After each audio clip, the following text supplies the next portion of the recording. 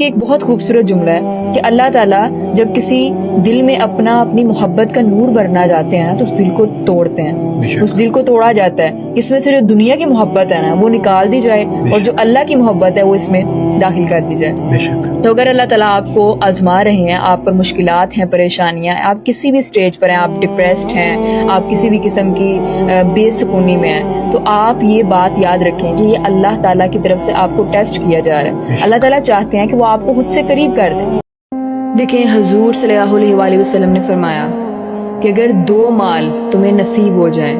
تو سمجھنا کہ پوری کائنات کی نعمتیں تمہیں مل گئیں۔ سبحان اللہ۔ 2 ٹائپس کی جو ہمارے پاس دولت آ جاتی ہے اگر وہ انسان کو مل جائے اکارڈنگ ٹو پروفٹ صلی اللہ علیہ وآلہ وسلم، تو یوں سمجھیں کہ پوری کائنات کی نعمتیں مل گئی ہیں۔ اور آپ سے میں نے فرمایا کہ وہ 2 نعمتیں، وہ 2 مال کون سے ہیں، وہ 2 دولتیں کون سی ہیں؟ پہلی ہے معاف کرنے کی دولت اور دوسری ہے یقین کی دولت۔ کہ وہ انسان جس کو اللہ تعالیٰ نے اتنا ظرف بخشا ہے کہ کوئی بھی اس سے برا سلوک کرتا ہے تو وہ اللہ کے سپرد اسے کر دیتا ہے اور اللہ کی رضا کے لیے اسے معاف کر دیتا ہے، تو یہ سب سے بڑی دولت ہے۔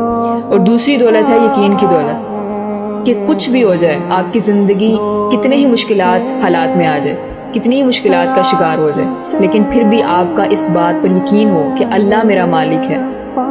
اس کی طرف سے یہ آزمائش ہے، اس کی طرف سے یہ ساری پریشانیاں ہیں، اس نے ہی مجھے ان مشکلات میں ڈالا ہے کہ میں اس کے قریب ہو جاؤں۔ جب یہ آپ کا یقین ہو تو یہ آپ کی سب سے بڑی دولت ہے۔ اور شیخ سعدی سے کسی نے پوچھا نا